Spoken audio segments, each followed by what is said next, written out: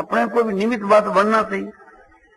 अपनी आत्मा के कल्याण के वास्ते अपने को निमित्त भगवान बनावे और हम बने, इसमें तो बात ही क्या है।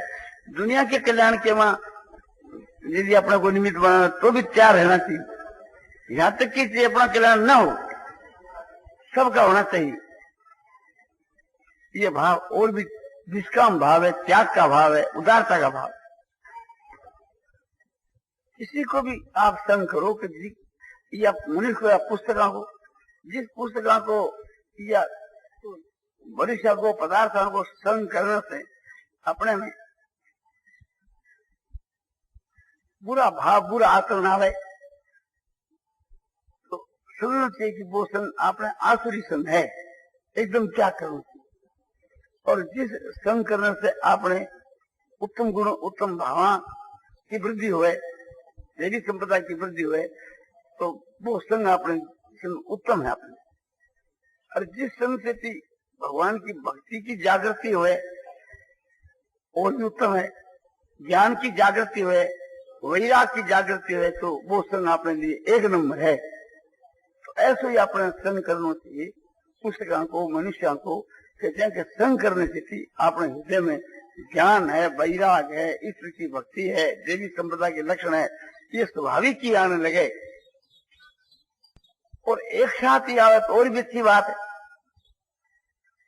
और इसी से अपने कसौटी से कसना चाहिए कि हमारी स्थिति पहले की अपेक्षा कैसी है। उसके बाद कसौटी है, अपने में उत्तम गुण और उत्तम भाव आ रहे हैं तो अपनी उन्नति हो रही है, और अपने में दुर्गुण और दुर्भाव आ रहे हैं तो अपना पतन। गीता की 16वीं अध्याय के वहां देवी संप्रदाय और आश्रय संप्रदाय के जो लक्षण लिखे हैं, देवी संप्रदाय है वो तो मुक्ति को देने वाली है, आश्रय संप्रदाय है वो बांधने वाली और नरक में ले जाने वाली। तो ये समझना चाहिए कि किसी भी निमित्त से और किसी भी अपने संबंध से, कारण से अपने में आश्रय संप्रदाय के लक्षण आ रहे हैं तो उसको विष के समान समझ कर उनका त्याग करना चाहिए, उससे दूर भागना चाहिए। और जिससे देवी संप्रदाय के लक्षण अपने हमारे हैं उसे अमृत के समान समझ उसका पान करना चाहिए। उससे भी बढ़कर के भगवत प्राप्त पुरुषों के, भगवान के भक्तों के जो लक्षण जो बतलाए गीता की 12वीं अध्याय के अंत के मां समझो की 13 श्लोक से लेकर के 19 के श्लोक तक या अध्याय की समाप्ति पर्यंत जो लक्षण बतलाए गए हैं, ये लक्षण यदि आवे तो बहुत ही ऊंचे दर्जे की चीज है। फिर भगवत की प्राप्ति के वो अत्यंत निकट है। इसी प्रकार से जो ज्ञान मार्ग से चले और उसमें गुणातीत के लक्षण आने लगे, जो गीता की 14वीं अध्याय की 22 के श्लोक से लेकर 25 के श्लोक तक बतलाए गए हैं, तो समझो कि वो निर्गुण निराकार ब्रह्म की एकदम निकट पहुंच गया है। उसको परमात्मा की प्राप्ति शीघ्र होने वाली। तो जिस वस्तु की प्राप्ति से ये सब चीज हुए वो वस्तु अपने लिए बहुत ही लाभदायक है।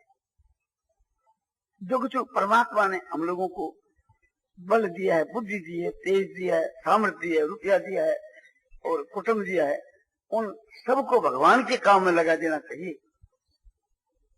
अपने शक्ति के अनुसार अपने कोशिश करनी चाहिए, अपने विचार की शक्ति से, बुद्धि की शक्ति से, शरीर की शक्ति से कोशिश करनी चाहिए कि वैसे भगवान में लगे। यदि वो असली हमारा हुक्म मान करके भगवान के काम में लगे तो हमारा भी थे, उसका भी थे, और नहीं लगे तो उसकी मर्जी।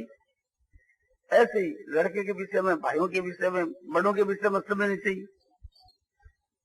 वो लगे तो एक प्रकार से अपने कुटुंब के लोग हैं, अपने बंधु बांधव हैं, और नहीं तो एक प्रकार से ठीक है, उससे अपने कोई बैर तो किससे कहना नहीं है, उदासीन रहना चाहिए। अपनी तरफ से तो उनकी सेवा ही करनी चाहिए तब भी।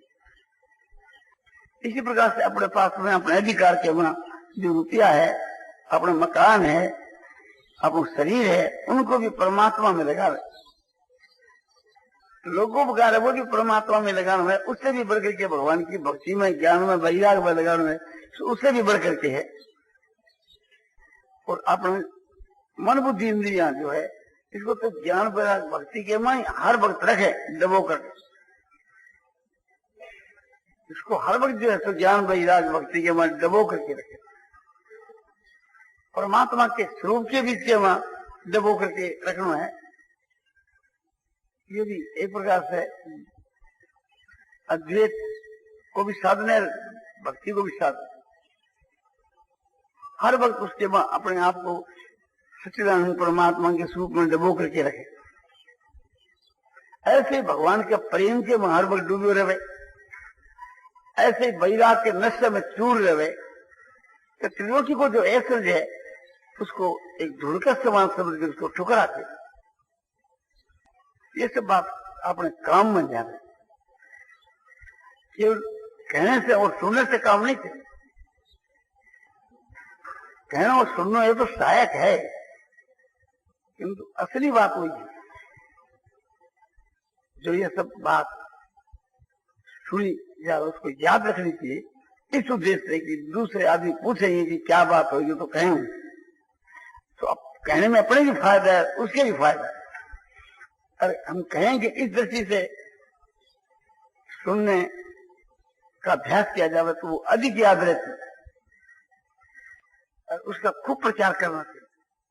प्रचार के नहीं बनकर प्रचार कर, माने अपने में प्रचार का अभिमान नहीं लाना चाहिए, सादगी से प्रचार करना चाहिए कि भैया ये बात शास्त्रों में लिखे है, ये बात जो ऋषि मुनि ने कही है, ये बात अच्छे आदमियों से सुनी गई है, तो इनको अपने काम में जाना चाहिए। आपको भी मुझको भी साथ में अपने को शामिल रखे, जिसमें अहंकार नहीं आना पाए।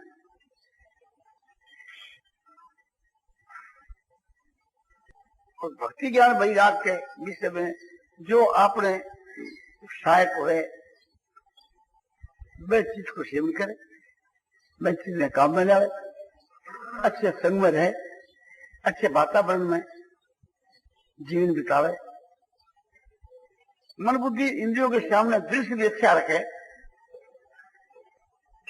ऐसे ज्ञान वैराग भक्ति और सदाचार उत्तम गुण उत्तम भावों की बातें कानों से सुने,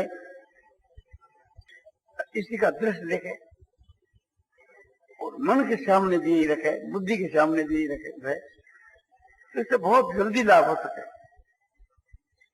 जहां वैराग हो जाता है वहां से चित्त की वृत्ति अपना आप बैठ जाती है, तो संसार से चित्त की वृत्ति हटानी है। इसलिए संसार से खूब तीव्र वैराग रखना, शरीर से, शरीर और संसार, संसार कह जाए तो शरीर उसके अंदर है, किंतु शरीर में विशेष आकृति से शरीर को पृथक करके कह जाओ कि शरीर में और संसार के वहां तीव्र वैराग करना चाहिए। तीव्र वैराग हो जाता है तो परमात्मा के बहुत निकट पहुंच जाता है। ऐसे ही परमात्मा के विषय को जो तत्व और रहस्य है, परमात्मा के विषय को जो ज्ञान है, इससे अनुभव के लिए परमात्मा के सगुण के बाद तो परमात्मा के गुण और प्रभाव को मनन करना चाहिए। और निर्गुण के बीच के वहां तत्व है, तत्व है तो सगुण में भी चले, और निर्गुण में तत्व रस खास है, और सगुण के वहां गुण प्रभाव तो खास है ही, किंतु तत्व है जो वो बहुत दामी चीज।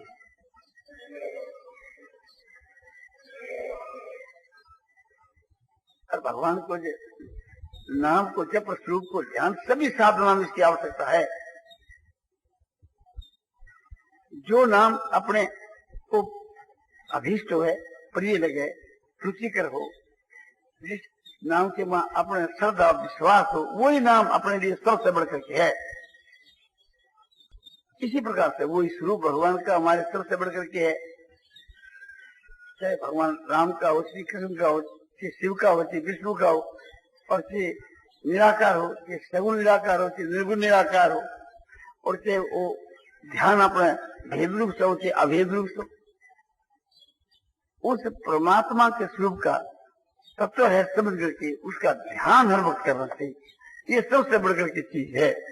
ऐसा जो ध्यान है वो श्रद्धा भक्ति पूर्वक है। यूं कहो कि वो श्रद्धा पूर्वक होना चाहिए। निर्गुण के वहां श्रद्धा पूर्वक और सगुण के वहां श्रद्धा भक्ति दोनों। जय सीताराम सीताराम सीताराम जय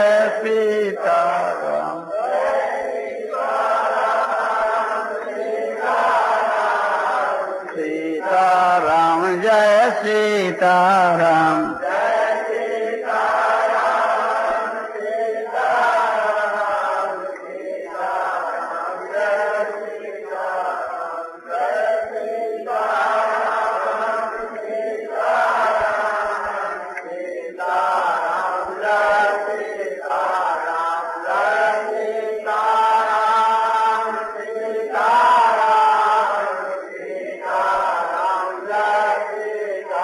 सियावर रामचंद्र की जय, मोर मुकुट वंशी वाले की जय। ये आज का जो व्याख्यान है, अंतिम व्याख्यान, शेष का व्याख्यान, इसको अच्छी प्रकार से याद कर करके और अमल में जाना चाहिए। अपना जो कुछ तन मन धन जो है और दूसरे के हित में लग जावे तो ये समझना चाहिए कि भगवान के काम में आ गया, क्यों भगवान सब में विराजमान है। या यूं समझो सब भगवान को ही स्वरूप है, और यह बात नहीं समझो तो सब में भगवान विराजमान है, तो भगवान के काम में वो चीज आ गई।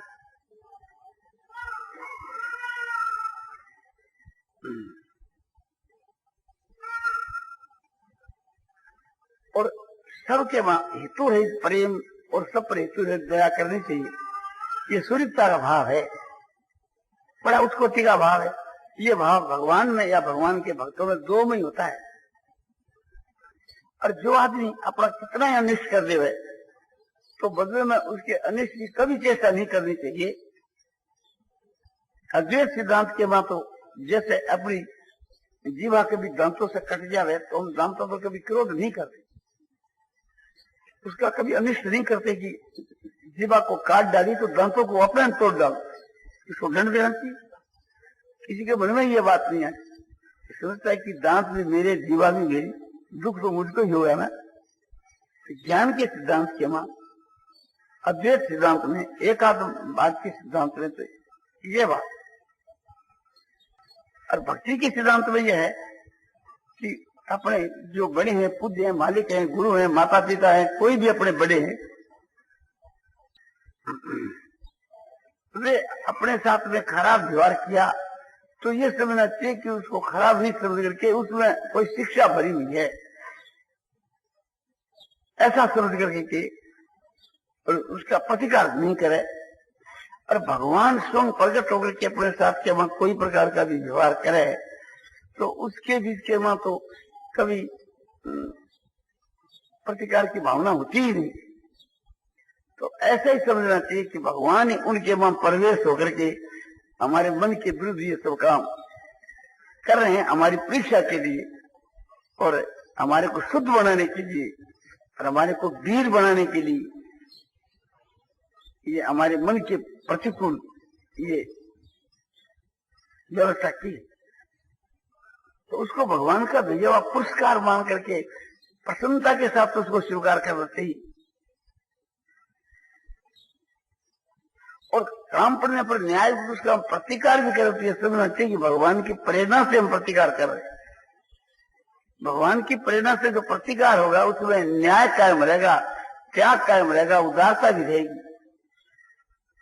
जैसे माता अपने लड़के को दंड देती है तो उसके वहां भी माता की उदारता है, त्याग है।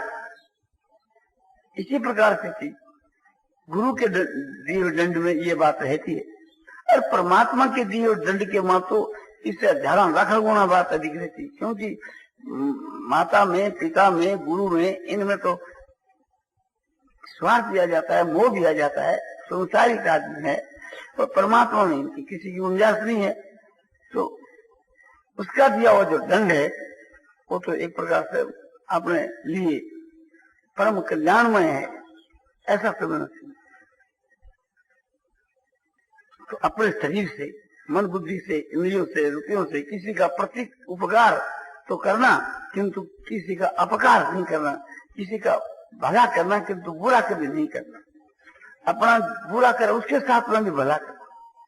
जैसे महाराज युधिष्ठिर, दुर्योधन बराबर के साथ में बुराई करता है, किंतु जब दुर्योधन दुर्योधनों के द्वारा पकड़ा गया तो स्वयं भगवान की प्रेरणा से कहो राजा युधिष्ठिर जो है तो भीम अर्जुन को कहते हैं कि हमारे भाई दुर्योधन को छुटा कर खिलाओ। मैं यज्ञ की दीक्षा दिया और नहीं होता तो मैं खुद ही जाता। तो कितना उदारता का भाव है। तो यही भाव रखना चाहिए।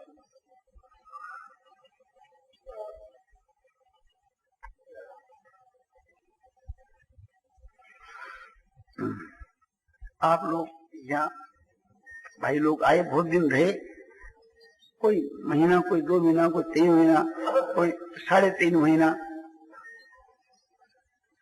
हमारे को यहाँ आए करीब आज 10 दिन कम 4 महीना हो गए। कहीं कोई भाई हमारे 7 लोग आए और यहाँ तो आप लोग आए। आप लोगों के संग से थी हमारे हृदय में अच्छी बातें पैदा हुई। तो मैं तो आपको ही इसका श्रेय देता हूँ और आपकी दया समझता हूँ। इसी कारण से मैं अपने आप को आभारी समझता हूँ। जो बातें पैदा होती है वो पहला तो मेरे हृदय में होती है, मेरी बुद्धि के में आती है। जो बुद्धि में जो बात आती है इतनी मन के में नहीं आती। मन उतना मनन नहीं कर सकता, कोई उदाहरण नहीं कर सकता। और मन में जो जितनी बात आती है, जितनी वाणी के द्वारा कहीं नहीं जाती, शेष ही रह जाती। और सुनने वाले भाई जो कानों से सुनते हैं उतनी बात याद नहीं रहती मन के में, मन तक नहीं पहुंचती। और जितनी बात मन के बीच के वहां याद रहती है, परंतु तो सब बात सुनी नहीं जाती। और जितनी बात सुनी जाती है जितनी मन के मन याद नहीं रहती, और जितनी याद रहती है इतनी बुद्धि के मन धारण नहीं होती। और धारण होती है वो समय पर कुछ काम में लाई जाती है। तो बच्चा के हृदय के बीच के वहां प्रथम आती है तो उस अपेक्षा से उसको अधिक लाभ होता ही। तो वो अधिक लाभ के निमित्त आप लोग, तो इसलिए एक प्रकार से यह बात कही जावे, आपको श्रेय दिया जावे तो अनुचित नहीं। वो आप लोगों ने समझो कि भाव से, प्रेम से, श्रद्धा से जो व्यवहार किया उसका है परमात्मा की प्राप्ति वो कराने की हमारी सामर्थ्य। इस कारण से भी मैं आपका आभारी हूँ। ये करना उत्तम है। तीसरी बात यह है कि मनुष्यां सहर्षेषु कश्चित् यतति सिद्धये और यततामपि सिद्धानां कश्चित् मां विदित तत् है। हजारों आदमियों के वहां कोई एक आदमी, भगवान कहते हैं, मेरी प्राप्ति रूप सिद्धि के वास्ते प्रयत्न करता है। और प्रयत्न करने वाले सिद्धों के बीच के वहां भी कोई एक पुरुष ही मुझ परमात्मा को तत्व से जानता है। तो परमात्मा को तत्व से जानने वाला तो लाखों करोड़ों में कोई एक होता है, किंतु हजारों के वहां कोई एक होता है। परमात्मा की प्राप्ति के वास्ते प्रयत्न करने वाला कोई एक होता है। तो उन श्रेणी के बीच के वहां तो हम लोग हैं ही, किंतु इसका अभिमान नहीं लेना चाहिए। इससे अपने को, अपने मन में इससे संतोष नहीं करना चाहिए।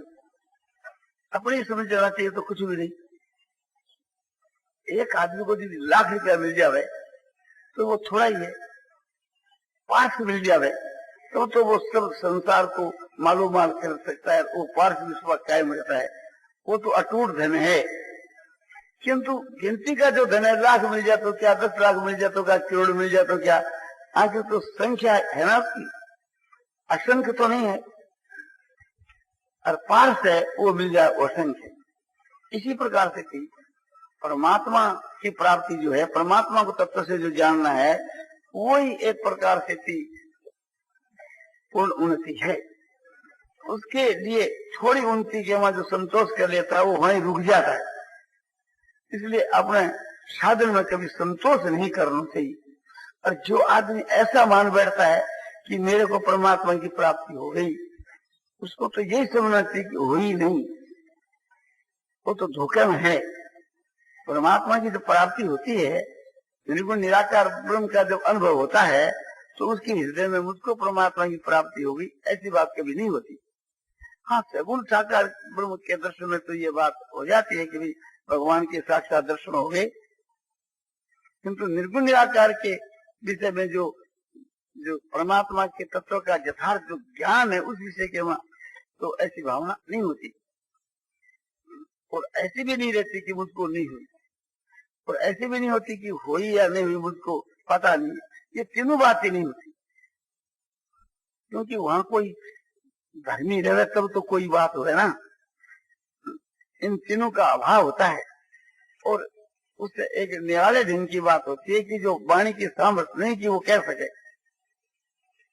हाँ, उसका जो शरीर है, अंतःकरण है, उसमें शरीर और अंतःकरण और संसार का सबका अभाव था। होता है कि ये सब स्वप्न माया मात्र है। इनके सिवा दूसरी जो वस्तु भाव रूप जो है परमात्मा सच्चिदानंद ब्रह्म, वह एकदम प्रत्यक्ष एक प्रकार से है। वो जो हृदय के बीच में जो प्रत्यक्षता है वही वाणी के द्वारा कही जाती है, उसी के शास्त्र बनते। महापुरुषों का जो अनुभव है वही शास्त्र है, और उनके हृदय के वहां जो है बुद्धि में जो बात आई है और जो व्याख्यान के वहां जो बात आती है वो परमात्मा का सगुण निराकार स्वरूप आता है। बुद्धि विशेष जो है, बुद्धि से मिला हुआ जो परमात्मा का स्वरूप है वही आता है, क्योंकि बुद्धि को सामने लेकर के आता है। बुद्धि का विषय है, बुद्धि ग्राह्य इसी को कहा गया है। और बुद्धि से परे का जो तत्व है वो तो प्रापणीय वस्तु है। वो न तो बुद्धि में आती, न मन में आती, न वाणी में। जब बुद्धि में ही नहीं आती तो मन में और वाणी में आई कर सके। और सगुण साकार का जो विषय है वो एक प्रकार से थी, वो भी परमात्मा का जो स्वरूप है और उसका जो रूप और लावण और गुण और रहस्य और तत्व और प्रभाव, ये वाणी की सामर्थ्य नहीं जो वर्णन कर सके। इतना शब्द भरित है जो कि भगवान का दर्शन हो गया, और भगवान का कैसा स्वरूप है वो नहीं बता सकता। जिस देश में सूर्य नहीं है उस देश में हम जाकर के सूर्य के स्वरूप को नहीं बता सकते, इस दिन के स्वरूप को नहीं बता सकते। तो जिस देश के वहां जिस भगवान नहीं है उस जगह भगवान के स्वरूप को कैसे बता सकते। और जिनको भगवान के स्वरूप की प्राप्ति हो जाती है वो भी नहीं बता सकता, तो उनको बतलाना क्या। तो भगवान के स्वरूप की प्राप्ति के लिए वहां भाव प्रदान है, और वो भाव समझो भाव अधिक से अधिक बनाना हमारी स्वतंत्रता है। फिर भी स्वतंत्रता होते हुए भी भगवान की दया से यह होता है, ऐसा समझना चाहिए। जो अहंकार भी नहीं आवे बात ही, और भगवान की दया सब है इसलिए बात सच्ची है। भगवान की पूर्ण दया सबके ऊपर है, किंतु जो अपने पर दया समझता है वो उस दया से लाभ उठा लेता है, और नहीं समझता वो नहीं उठा सकता। सभी के घर के वहां पार्स पड़े हुए, किंतु जिसको पार्स रहमान है जो वो लाभ नहीं उठा सकता है। पार्स को पार्स मान लेता है वो लाभ उठा लेता है, और जो पत्थर माने बैठे वो नहीं उठा सकता है। तो इसी प्रकार से थी परमात्मा की दया सबके ऊपर समान भाव से सदा ही है। उससे हम लोगों को परम लाभ उठाना चाहिए। परमात्मा का जो सगुण निराकार स्वरूप है वो तो सदा सर्वदा सब जगह के बीच के मौजूद है ही, और वो सगुण निराकार ही सगुण साकार रूप में प्रकट होता है। इसलिए सगुण निराकार के स्वरूप में तो हर वक्त अपने को डुबो करके रखे। वो है सत्य चितानंद धन, सत्य माना परमात्मा का होना पड़ा। और वो कैसा है, सत्य की चेतन माने इस देह के वहां ज्ञाता ज्ञान, ये जो तीन जो पदार्थ है, तो ज्ञान और ये तो जड़ है और ज्ञाता चेतन है। तो देह के वहां आत्मा का जैसे ज्ञाता का स्वरूप है, ऐसा उस परमात्मा का स्वरूप है। वो ज्ञाता अल्पज्ञ है, वो सर्वज्ञ है। तो ऐसा वो चेतन जिनमें परमात्मा सब जगह के बीच में है, और वो चेतन होकर के वो चेतन ही आनंद है, उस चेतन से अलग कोई आनंद नहीं है।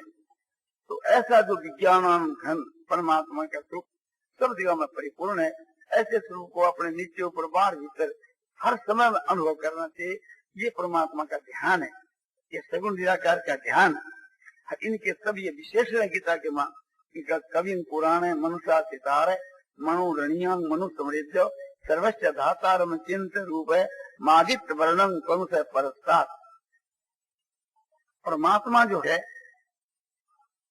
कवि माने सर्वज्ञ, पुराण माने सदा से पुराना, अनुशासितार माने सबको शिक्षा देने वाला, ब्रह्मांतिकों को सबको शिक्षा देने वाला, वेदों के द्वारा सबको शिक्षा देने वाला, श्रुति स्मृति के द्वारा, इतिहास पुराण के द्वारा सबको एक प्रकार से शिक्षा देने वाला, ऋषि मुनियों के रूप में सबको शिक्षा देने वाला, सूक्ष्म से भी सूक्ष्म तक, जिससे सूक्ष्म और कुछ भी नहीं, सूक्ष्म से भी सूक्ष्म सर परमात्मा का स्वरूप है। और सर्वस्या दाता, सबको अपने संकल्प में धारण रखने वाला, और अत्यंत रूप जिसका कोई चिंतन नहीं कर सके, बुद्धि से ये जाना ही जा सकता है, मन की सामर्थ्य नहीं कि ऐसे स्वरूप को कोई मनन कर सके। बुद्धि के द्वारा वो परमात्मा अनुभव में आता है, तो बुद्धि उसका अनुभव करती है, अचिंत है। परमादित वर्णन तम से परस्तात्, तम जो अज्ञान है, तम जो अंधकार है, इससे परे है और चिन्मय है, बोध स्वरूप है, ज्ञान स्वरूप है। जैसे सूर्य एक प्रकाश का पुंज है और वो एक विज्ञान घन परमात्मा चेतन है, विज्ञान घन है, चिन्मय घन है और अनंत है। ऐसी में ऐसा जो परमात्मा का स्वरूप है उसको हर वक्त याद रखना चाहिए। वही परमात्मा निर्गुण निराकार, सगुण निराकार के रूप में आकर सगुण साकार के रूप में आते हैं। इसी को तुलसीदास जी कहते हैं, नारायण नारायण पूर्णानंद पूर्णानंद पारानंद शांतानंद घनानंद अचलानंद ध्रुवानंद नित्यानंद बोध स्वरूपानंद ज्ञान स्वरूपानंद आनंद ही आनंद, आनंद ही आनंद, शांति शांति शांति।